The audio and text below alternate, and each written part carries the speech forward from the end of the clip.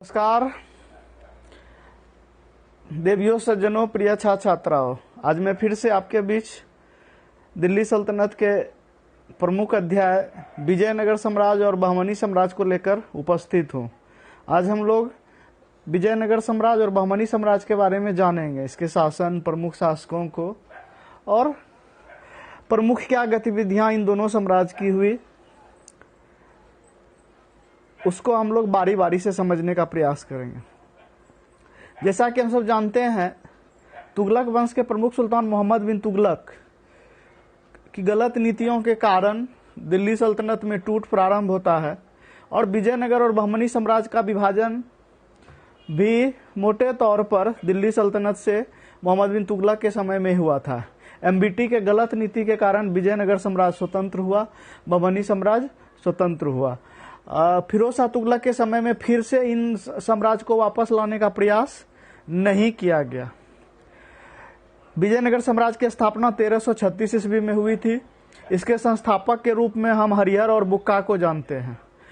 क्रमशः अगर हम देखें तो विजयनगर साम्राज्य में कुल 4 वंशों का शासन रहा। सबसे पहले वंश के रूप में विजयनगर में संगम वंश आता है। संगम वंश का शासनकाल 1336 से लेकर 1485 ईस्वी तक रहा। इसके संस्थापक हरिहर एवं बुक्का संगम वंश से ही थे। इस वंश के प्रमुख शासक में देवराय प्रथम, देवराय द्वितीय थे। देवराय द्वितीय ने बहमनी शासक अहमद प्रथम को परास्त किया था। विजयनगर साम्राज्य के दूसरे वंश के रूप में सालू वंश आता है। सालू वंश 1485 से लेकर 1505 ईस्वी तक का शासनकाल रहा। इस वंश के प्रमुख शासक नरसिंह सालूब थे और मोटे तौर पर हम कह सकते हैं कि इस समय विजयनगर साम्राज्य की स्थिति कमजोर ही रही। विजयनगर साम्राज्य को मजबूती मिली जाकर तीसरे वंश तुलुब वंश के समय में। तुलुब वंश का कार्यकाल मोटे तौर पर 1505 ईस्वी से लेकर 1570 ईस्वी माना जाता है।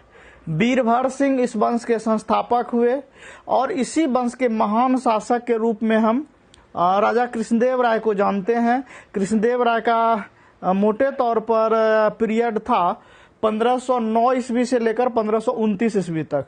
तो हम कह सकते हैं कि भारत में मुगल वंश के संस्थापक बाबर के समकालीन कृष्णदेव राय थे। कृष्णदेव राय ने बाबरनामा में चर्चा भी की है कि दक्षिण भारत में विजयनगर प्रमुख हिंदू राज्य था और उसकी वह प्रशंसा भी करता है, उसके प्रशासन की प्रशंसा करता है। कृष्णदेव राय ने बहमनी शासकों को कई बार परास्त किया था।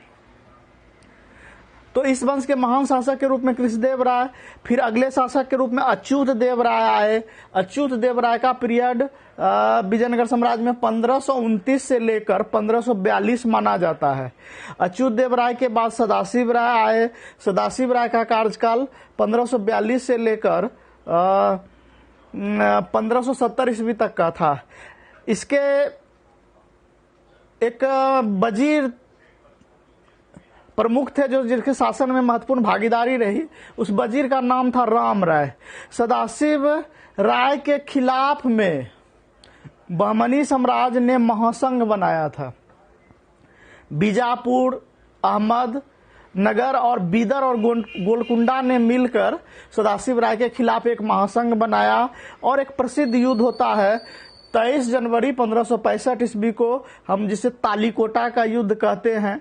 चूंकि यह युद्ध राक्षसी तंगड़ी गांव में लड़ा गया था, इसलिए तालीकोटा के युद्ध का एक नाम राक्षसी तंगड़ी युद्ध भी था।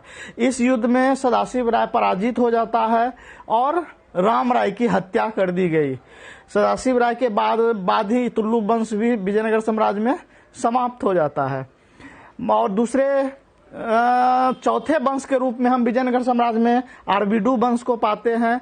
आरबीडू वंश के संस्थापक तिरुमल या तिरुमाल थे और उस वंश का कार्यकाल 1570 से लेकर 1650 तक का माना जाता है। तो इस प्रकार हम देखते हैं कि 4 प्रमुख वंशों ने विजयनगर साम्राज्य में शासन किया।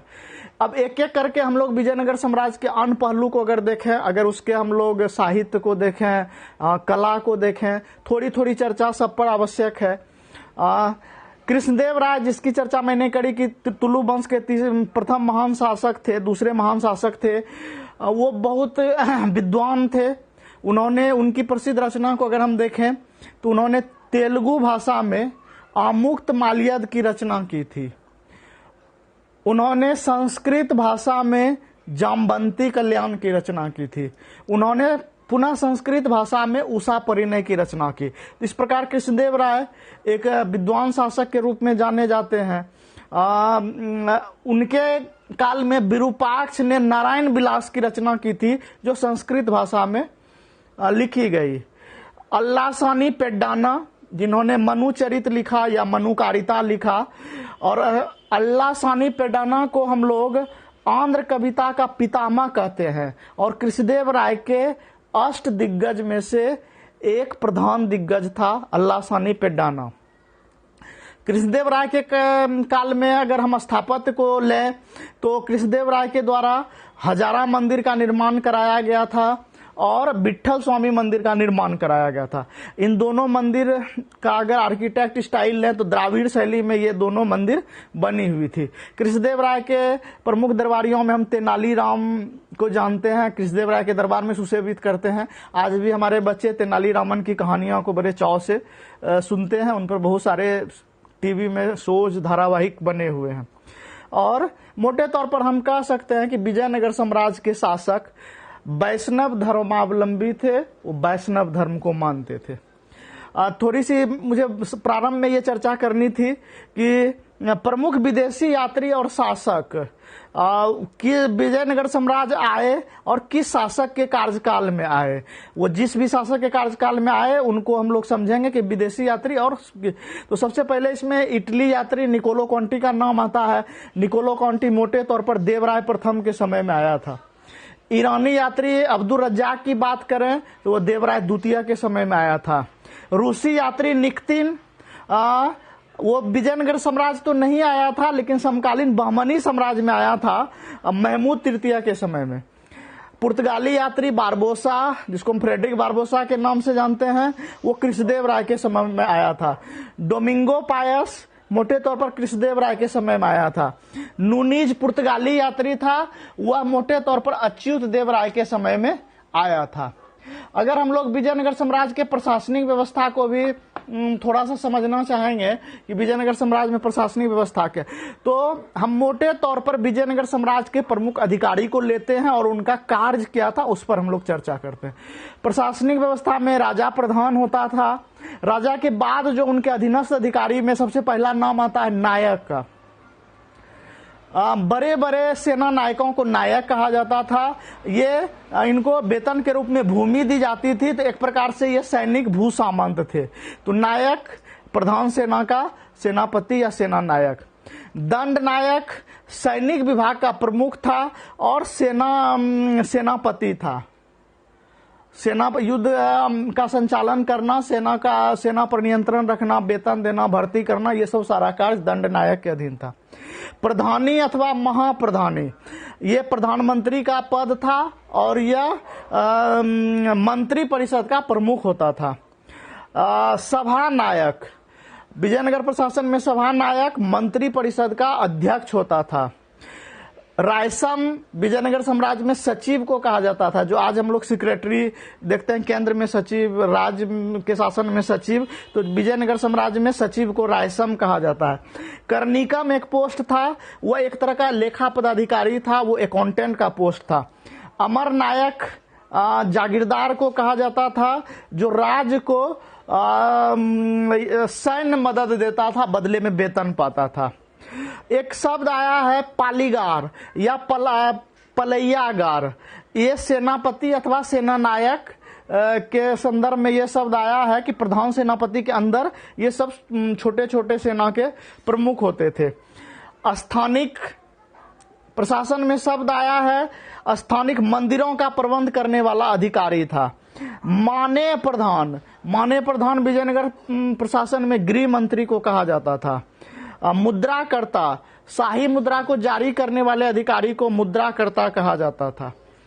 सेंते ओबा ग्राम का लेखाधिकारी को सेंते ओबा कहा जाता था। तलर शब्द आया है गांव या ग्राम का रखवाला करने वाला चौकीदार के संदर्भ में, अर्थात हम चौकीदार को तलर कहते हैं। गौड़ शब्द आया है ग्राम प्रशासक के रूप में, जिसे आज हम मुखिया कहते हैं। तो विजयनगर प्रशासन में मुखिया को गौड़ कहा जाता था। अंतरी मार शब्द आया है ग्राम प्रशासन का एक अधिकारी था जो राजस्व वसूलने में मदद करता था।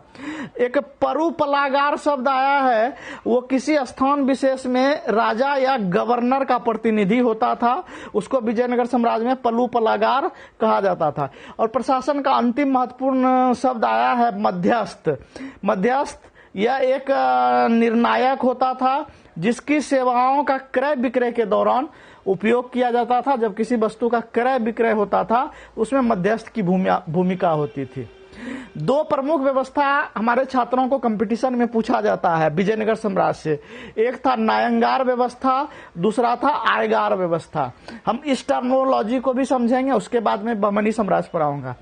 नायंकार व्यवस्था को अगर हम जाने तो चोल युग और विजयनगर साम्राज्य के राजतंत्र के बीच सबसे बड़ा अंतर था यही नायंकार व्यवस्था। मैंने कहा कि विजयनगर साम्राज्य में सेना नायकों को नायक कहा जाता था, जो कि भू सामंत होते थे। उन्हें वेतन के बदले भूखंड दिया जाता था। तो जो उनको भूमि दी जाती थी उस भूमि को अमरम भूमि कही जाती थी, और अमरम भूमि का उपयोग करने वाला अमर नायक कहलाता था। तो सेना नायकों को, अमर नायक को जो भूमि दी जाती थी वेतन के बदले में, यही व्यवस्था विजयनगर साम्राज्य में नायंकार व्यवस्था के नाम से जानी गई। अब विजयनगर प्रशासन के अंतिम शब्द के रूप में मैं उच्चारण करना चाहूंगा कि आयगार व्यवस्था क्या थी। विजयनगर प्रशासन में आयगार व्यवस्था का संबंध ग्रामीण प्रशासन से था। मोटे तौर पर हम कह सकते हैं कि ये वंशानुगत जो आयंगार होते थे, ये वंशानुगत ग्रामीण अधिकारी थे। ऐसे हम लोग समझें कि गांव एक स्वतंत्र इकाई थी। विजयनगर साम्राज्य में गांव एक स्वतंत्र इकाई थी और 12 शासकीय व्यक्तियों का समूह होता था जिसे आयगार कहा जाता था, और इसी समूह के द्वारा मोटे तौर पर वहां पे प्रशासन का संचालन होता था। तो इस व्यवस्था को हम लोग आयगार व्यवस्था कहते हैं। विजयनगर साम्राज्य में आयगार व्यवस्था का संबंध मोटे तौर पर ग्राम प्रशासन से था। तो इस तरह से मैंने विजयनगर साम्राज्य के प्रमुख बातों की चर्चा आपके सामने की। अब मैं इस लेक्चर के दूसरे पार्ट में आता हूं। क्योंकि विजयनगर, मैंने कहा कि मोहम्मद बिन तुगलक के समय में बहमनी साम्राज्य की स्थापना हुई थी, और मोहम्मद बिन तुगलक के गलत नीति के कारण ही बहमनी साम्राज्य मोटे तौर पर दक्षिण भारत में एक मुस्लिम साम्राज्य के रूप में उभरता है। अगर हम लोग दक्कन के प्रमुख राज्य को देखें, उसकी राजधानी को देखें, उसके संस्थापक को देखें, तो मोटे तौर पर आप अगर अकबर के काल में जाइएगा तो अकबर का अंतिम विजय था खानदेश। खानदेश को धनदेशा कहा गया। तो खानदेश को दक्षिण भारत का द्वार कहा जाता था, जिसकी राजधानी बुरहानपुर थी। वही बुरहानपुर है जहां पे शाहजहां की प्रिय पत्नी मुमताज महल की मृत्यु होती है। वहां पे जो राजवंश शासन में था वह फारूकी वंश था, और इसके संस्थापक मलिक राजा थे, और इसकी स्थापना 1399 ईस्वी में हुई थी। चूंकि इसका संबंध दिल्ली सल्तनत से नहीं है, लेकिन अगर दक्कन के भूभाग को समझने के लिए मुझे खानदेश की चर्चा करनी होगी कि अकबर ने 1601 ईस्वी में खानदेश को जीता था और उसका नाम बदलकर धनदेशा रखा था, और खानदेश को दक्कन का द्वार कहा जाता है। अब मैं बहमनी साम्राज्य पर आता हूं। बहमनी साम्राज्य का संस्थापक मोटे तौर पर अलाउद्दीन बहमन शाह को माना जाता था।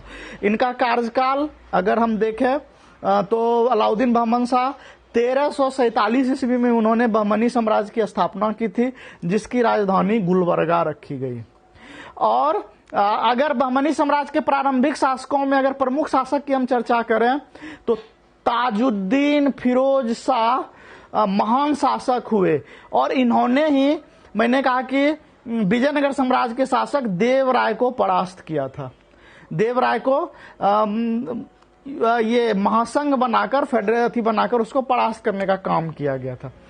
तो इस तरह से बहमनी साम्राज्य की स्थापना होती है। और 1400, मैंने कहा बहमनी साम्राज्य की स्थापना 1347 में हुई और 1482 ईस्वी में बहमनी साम्राज्य का विभाजन हो जाता है 5 भाग में। 5 भाग में, जिसका पहला भाग था बरार, दूसरा भाग था बीजापुर, तीसरा भाग था अहमदनगर, चौथा भाग था गोलकुंडा और 5वां भाग था बीदर। सबसे पहले मैंने खानदेश की चर्चा की। खानदेश के प्रमुख, अगर वो खानदेश फारूकी वंश की मैंने चर्चा की, उसके प्रमुख शासक में मलिक राजा 1399, नासिर खान उसके प्रमुख शासक हुए थे। 1601 में अकबर के द्वारा उसको विलय कर लिया गया। तो दक्कन के प्रमुख राज्य में खानदेश के बाद में बहमनी पर आ रहा हूं। बहमनी साम्राज्य में अगर आप देखेंगे तो प्रमुख शासक के रूप में अहमद प्रथम हुआ था। अहमद प्रथम का कार्यकाल 1422 से लेकर 1446 ईस्वी तक था। इसने बहमनी साम्राज्य की राजधानी को गुलबर्गा से हटाकर बीदर ले गया। अहमद द्वितीय दूसरे प्रमुख शासक हुए और उसके प्रधानमंत्री का नाम था महमूद गवां। महमूद गवां बहुत ही योग्य व्यक्ति था। एक बात मैं अपने छात्रों को बता दूं कि महमूद गवां को दक्षिण भारत का टोडरमल कहा जाता था। बहुत ही बुद्धिमान व्यक्ति था और उसने बहुत सारे आर्थिक सुधार किए, तो बहुत बड़ा अर्थशास्त्री था। जब अहमद द्वितीय के बाद निजामुद्दीन अहमद बहमनी साम्राज्य की गद्दी पर बैठा तो वह एक अल्प वयस्क शासक था। शासन संबंधी उसे जानकारी नहीं थी। उसके संरक्षक के रूप में महमूद गवां ने इनडायरेक्ट रूप से वहां का शासन चलाया। तो महमूद गवां ने बहमनी साम्राज्य को अरब सागर से बंगाल की खाड़ी तक विस्तृत किया। 1482 ईस्वी में महमूद गवां की हत्या के बाद बहमनी साम्राज्य 5 भाग में विभाजित हुआ। अब एक एक करके हम 5 भाग के बारे में जानेंगे। सबसे पहले भाग के रूप में हमने बरार की चर्चा की। बरार की राजधानी एलिचपुर थी, जिसे गोविलगढ़ भी कहा जाता था। और यहाँ पर बरार में जो राजवंश शासन में आया वह था इमाद शाही वंश, और इस वंश के प्रमुख शासक थे फतेहुल्लाह इमाद शाह, और उनका पीरियड है 1484 ईस्वी में उन्होंने बरार की स्थापना की और वहां का शासन संचालन किया। बरार के बाद हम बहमनी साम्राज्य के दूसरे राजवंश पर आते हैं। वह बीजापुर था। बीजापुर का आदिल शाही वंश, जो आदिल शाही जिन्होंने हम बाद में कहते अहमदाबाद की स्थापना की। तो बीजापुर जब बहमनी साम्राज्य में स्वतंत्र हुआ तो उसकी राजधानी नौरसपुर थी। ठीक है, आप यहां पे समझिए कि दक्कन में मराठा का भी उत्थान हो रहा है।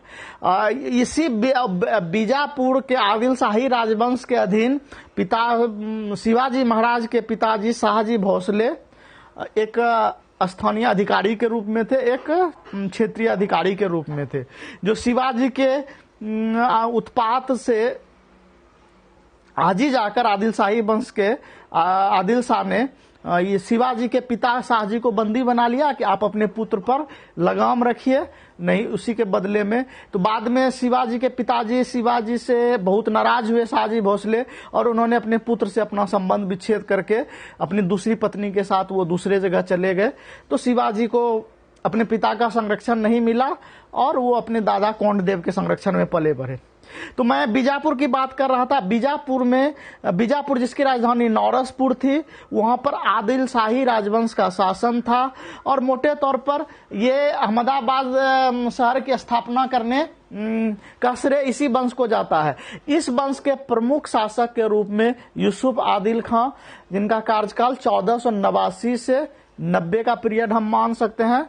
और इस काल की प्रमुख उपलब्धि में हम अगर देखें स्थापत्य में, तो आदिल शाह का मकबरा बना है। बीजापुर का गोल गुंबज इसी पीरियड में बना है, और बीजापुर का गोल गुंबज आज भारत की प्रमुख ऐतिहासिक कृति है। तीसरे राजवंश के रूप में बहमनी साम्राज्य में हम लोग अहमदनगर को पढ़ते हैं। अहमदनगर की राजधानी जुनार थी। जुनार अहमदनगर ये खिड़की के नाम से भी जाना गया।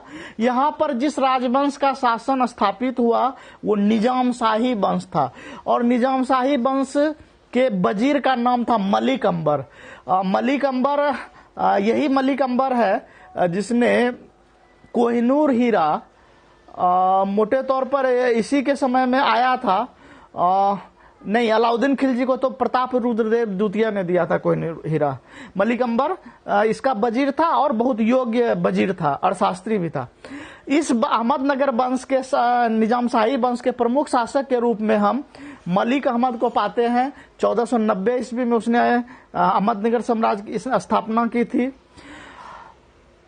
इस वंश के बारे में अगर हम अध्ययन करते हैं तो पाते हैं कि 1633 ईस्वी में मुगल बादशाह शाहजहां ने मोटे तौर पर अहमदनगर का मुगल साम्राज्य में विलय कर लिया गया। आपको औरंगजेब का पता होगा, दक्षिण भारत अभियान हुआ था। अहमदनगर, बीजापुर, गोलकुंडा को औरंगजेब ने जमकर रखा, रौंदा। वह दक्षिण भारत डेक्कन का गवर्नर था, जमकर लूटा और उसे दिल्ली साम्राज्य में मिला लिया। अब मैं बहमनी साम्राज्य के चौथे राज्य की ओर आता हूं, गोलकुंडा। गोलकुंडा की राजधानी भी गोलकुंडा थी और यहीं पर कुतुबशाही वंश का शासन था। कुतुबशाही वंश, इसी वंश के मोहम्मद कुली ने हैदराबाद नगर की स्थापना की थी। 1633 ईस्वी में मोटे तौर पर शाहजहां ने इसका विलय मुगल साम्राज्य में कर लिया। नहीं, अहमदनगर का विलय किया था। गोलकुंडा के प्रमुख शासक के रूप में हम कुली शाह को पाते हैं, जिसका शासन 1512 से 1518 तक रहा। उसके बाद इब्राहिम कुतुब शाह इस वंश के शासक हुए, और जैसा कि मैंने कहा कि मोहम्मद कुली ने हैदराबाद नगर की स्थापना की। बस इतनी सी बात याद रखनी है। बहमनी साम्राज्य के अंतिम राज्य के रूप में बीदर की राजधानी भी बीदर थी, और यहाँ पर जो शासन स्थापित था वह बरीद शाही राजवंश था। बरीद शाही राजवंश के शासक के रूप में अमीर अली बरीद थे। 1526-27 में बीदर का प्रमुख शासक वह बना था, और अमीर अली बरीद को भारतीय इतिहास में दक्कन का लोमड़ी कहा जाता था। चूंकि वह बहुत ही चतुर चालाक था, इस वजह से उसकी एक उपाधि थी जिसे हम दक्कन के लोमड़ी के रूप में जानते हैं। तो इस प्रकार हम देखते हैं कि विजयनगर साम्राज्य 5 प्रमुख राज्यों में विभाजित हो गया। उसकी राजधानी, वहां पे कौन सा राजवंश ने शासन किया, उसके प्रमुख संस्थापक कौन थे, प्रमुख शासक कौन थे, और अंततः मुगल काल में हम देखते हैं कि विजयनगर साम्राज्य के करीब करीब चाहे वो अहमदनगर हो, गोलकुंडा हो, बीजापुर हो, इन सब का मुगल बादशाह शाहजहां के समय में उसके अली बहद युवराज औरंगजेब ने दक्कन अभियान किया, और उसने विजयनगर साम्राज्य के प्रमुख राज्यों का विलय मुगल साम्राज्य के अंतर्गत कर लिया। इसीलिए कभी कभी कहा जाता है कि औरंगजेब के लिए दक्कन अभियान एक नासुर का फोड़ा बन गया, कैंसर बन गया, क्योंकि वो अपने जीवन काल के महत्वपूर्ण वर्षों को दक्कन में गुजारा। लगभग 18 या 20 वर्ष तक औरंगजेब दक्षिण भारत के शासन में रहा। इस वजह से धीरे धीरे उसका स्वास्थ्य भी गिरा, और औरंगजेब की मृत्यु के बाद धीरे धीरे मुगल साम्राज्य पतन के कगार पर। तो मोटे तौर पर बहमनी साम्राज्य के राज्यों का मुगल साम्राज्य में अंततः विलय हो जाता है। इस प्रकार आज हमने विजयनगर साम्राज्य और बहमनी साम्राज्य को देखने का प्रयास किया है। सरसरी तौर पर, बहुत डीप में मैं नहीं जा पा रहा हूं, इस वजह कि हम लोगों को एक कॉम्पिटिटिव सेंस से भी देखना है, ऑब्जेक्टिव पैटर्न से देखना है। और अगले वीडियो में मैं दिल्ली सल्तनत में भक्ति और सूफी आंदोलन को लेकर आपके बीच आऊंगा। तब मोटे तौर पर हमारा दिल्ली सल्तनत का ये कोर्स जो मैं YouTube चैनल पे अपने चैनल के माध्यम से चला रहा हूं, ये पूरा हो जाएगा। उसके बाद मैं पुनः प्राचीन भारत के प्रमुख टॉपिक को लेकर आपके बीच आऊंगा। जरूरत पड़ी तो आधुनिक भारत के टॉपिक को भी मैं एक एक करके देखूंगा। तब तक के लिए नमस्कार, शुभ रात्रि।